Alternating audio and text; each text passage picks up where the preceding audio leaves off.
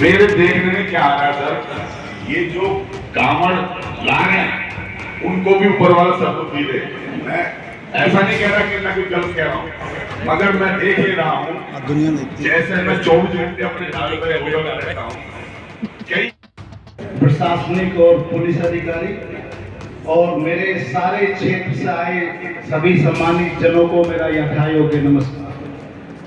जैसा कि आप जानते हैं कि त्योहारी सीजन आ रहा है, अभी मुस्लिम कम्युनिटी का भी कोई त्योहार है, शायद मुहर्रम, उसके बाद कांवड़ यात्रा है।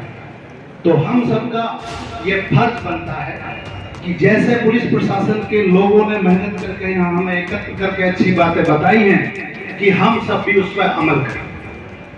कांवड़ यात्रा जो हमारे हिंदू धर्म के बच्चे, युवा, हम सब लोग करते हैं, हम सबका फर्ज बनता है कि उसको धार्मिक रूप से अच्छी तरीके से मनाएं, यातायात नियमों का पालन करें, हुड़दंग न करें। इससे हमारे धर्म की आस्था को ठेस भी पहुंचती है। और मैं कहना चाहूंगा आप सबको, आपने देखा होगा कि बहुत सारे पुलिसकर्मी भाई जब कांवड़ यात्राएं होती हैं रात रात भर नहीं सोते, समय पर उनको खाना भी नहीं मिलता।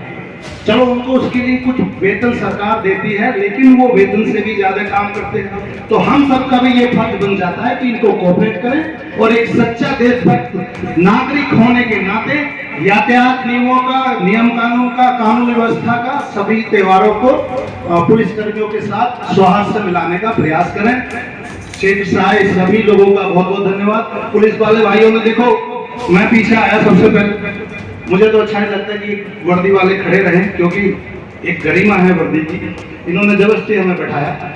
तो हम इस चीज के लिए इनके धन्यवाद के पात्र हैं और आशा करते हैं कि हम सब ऐसे ही सहयोग करके पुलिसकर्मियों को, प्रशासन को सहयोग करेंगे और एक अपना अच्छा जीवन जी के जाएंगे। हर त्योहार बड़े हर्षोल्लास से मनाएंगे, एक दूसरे का सम्मान करेंगे। जय हिंद, जय भारत, भारत माता की। Thank you so much. वो यदि बताना चाहे, अनुभव शेयर करना चाहे, यहाँ जितने लोग बैठे हुए हैं जो भी महत्वपूर्ण बात बता सकते हैं, बहुत सारी बातें आ चुकी है कांवड़ के संबंध में।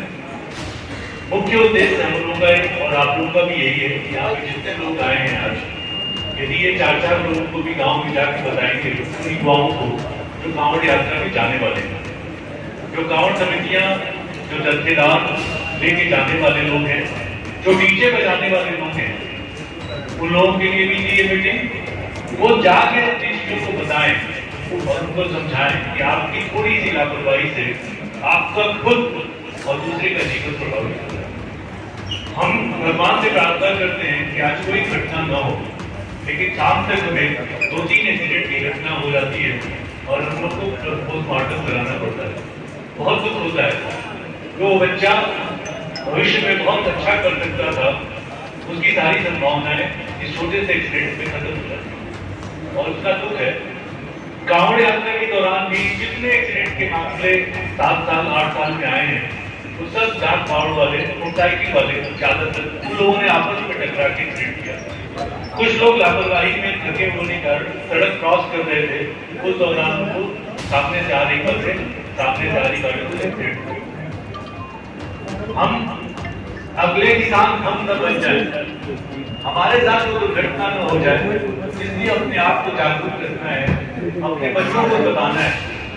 बच्चों को बाइक खरीद के आपने दिया है, बच्चों का डीएल आपको जानते हैं, बच्चा आपका कैसा है वो आप बेहतर तरीके से जानते हैं।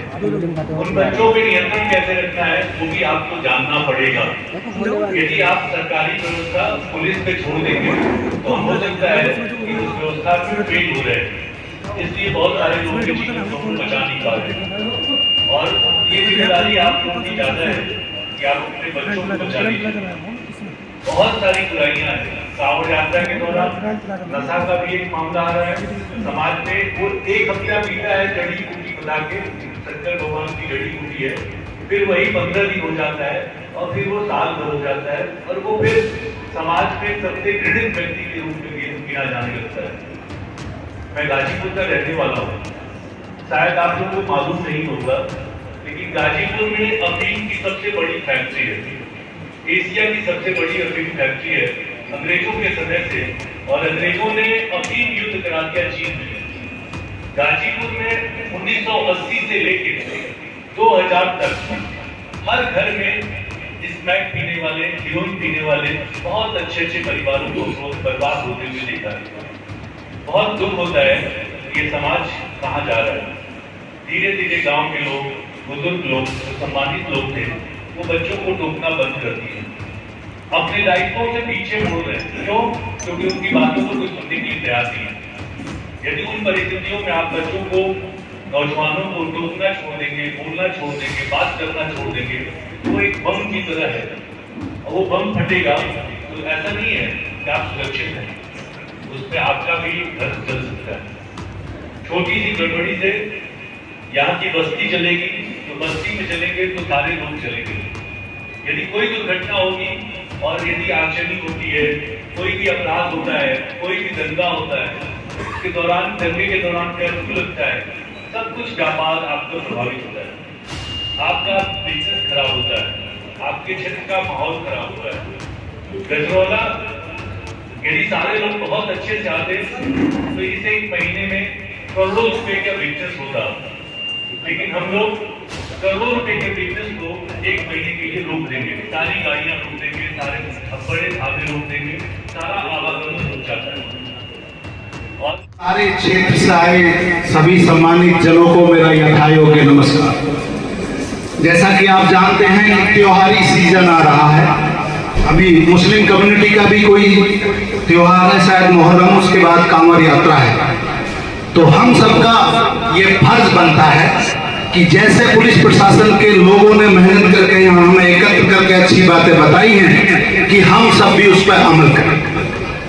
कांवड़ यात्रा जो हमारे हिंदू धर्म के बच्चे, युवा, हम सब लोग करते हैं, हम सबका फर्ज बनता है कि उसको धार्मिक रूप से अच्छी तरीके से मनाएं, यातायात नियमों का पालन करें, उल्लंघन न करें। इससे हमारे धर्म की आस्था को ठेस भी पहुंचती है।